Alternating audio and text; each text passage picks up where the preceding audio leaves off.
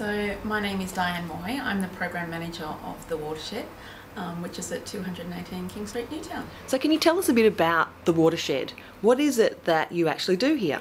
Okay, so the Watershed is an environmental resource centre that specifically caters for the local Newtown precinct, and by the local Newtown precinct we mean really the King Street area, Enmore Road, Erskineville area, and the communities that surround that and visit that.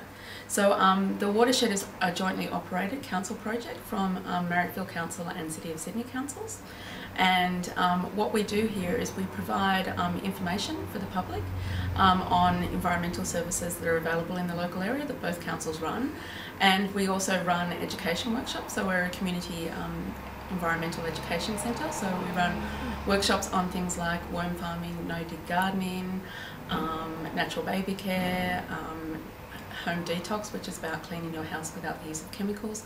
So things which ultimately have something to do with council's policies around like environmental policies and waste minimisation policies.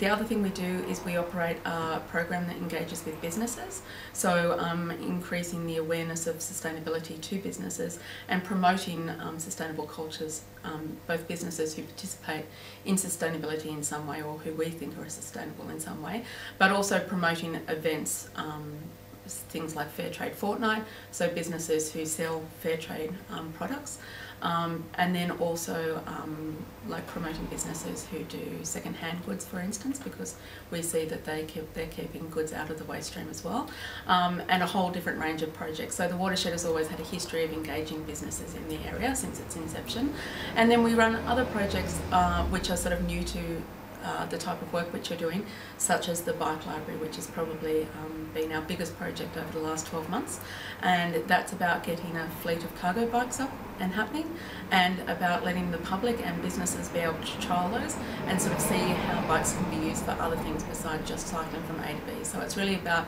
the bikes can be used for haulage, and families can also have fun with bikes. So that's been our latest biggest project. What do you think has been the impact of some of these projects, or I guess what is it that you're trying to achieve, and do you find that you're able to meet those objectives? Yes, I mean some of these things are always hard to measure on an ongoing basis, because some of the programs, I mean the workshops we measure by people who are engaged, so the workshops are always full, like we always generally have waiting lists for each of the workshop, and so those workshops are really aimed at introducing people to sustainable practices. So people are concerned and interested, and they're not sure that they have the right knowledge or the right skill set to be able to do things, so they come here and they do a workshop and we help them feel more empowered to be able to undertake those practices at home. So at the moment, the way that we then monitor that is the community engagement of people that come back into us and talk to us about what they're doing or getting information, but we don't actually track those people back to individual workshops at this stage. And just anecdotally, can you tell me a bit about the people that use your services? Do you find sometimes that you're preaching a bit to the converted, or is it people from all walks of life who are really interested in the information and the workshops that you're providing? Well, I think it really is. There really is quite a broad catch base. It does tend to, like data does say to us, and at the moment we're actually sort of looking at some of that. A lot of the data that we're looking at tends to be that more homeowners are engaging in the workshops than renters, and that just may be the pure ability to actually implement the practices within their lives, that sometimes renters feel that they can't install solar panels, for instance, or water tanks, and they can do the gardens and the worm farms, but often then they're in the flux of moving, and it becomes more stuff for them to move.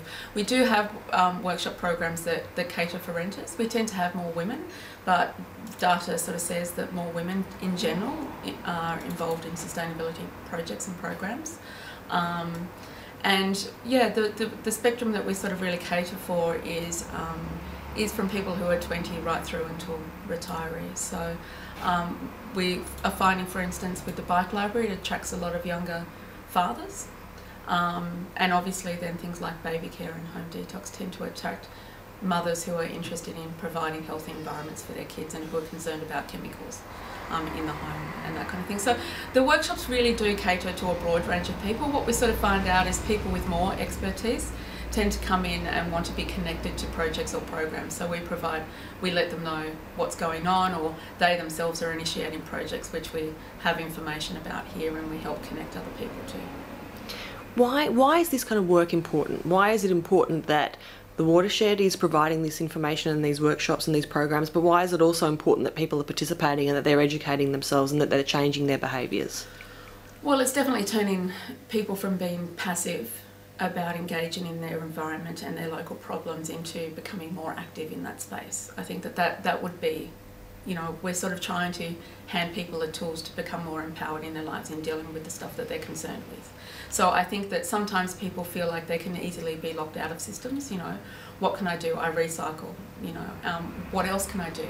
I think I need to do more than that. So they're ready to take on the next thing. And so we try to show them those pathways to do it. At the same time, that has benefits from the community. I mean, I think something like 30%, don't quote me on that, but 30% of household waste is food waste. So if that leaves actually the council recycling services and becomes nutrients which are stored locally in the area, then there's an ecological benefit to that to the local area, and then there's also like a financial benefit for that for the community in terms of reduced waste services. So you do get the win-win situations, and the same thing for water. You know, people collecting water locally to use locally takes pressure on some of the larger systems, and then on a very fundamental individual basis reduces their water bill. Electricity is a similar thing. So we're really there as sort of being that point between the community taking action and the council policies which try to support the community to take action and have a larger community benefit.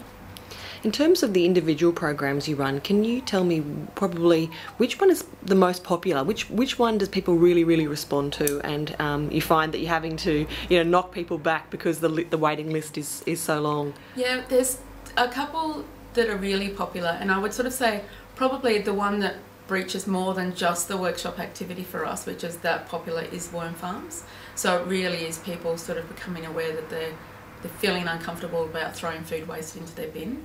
And so what can they do with it? And in an urban environment like Newtown, there's not a lot of land space and there's quite a lot of vermin. So things like composting are good if you've got the extra land space, and you can actually build the system and then, you know, control it so that you don't get rats and mice and cockroaches, all of that kind of stuff.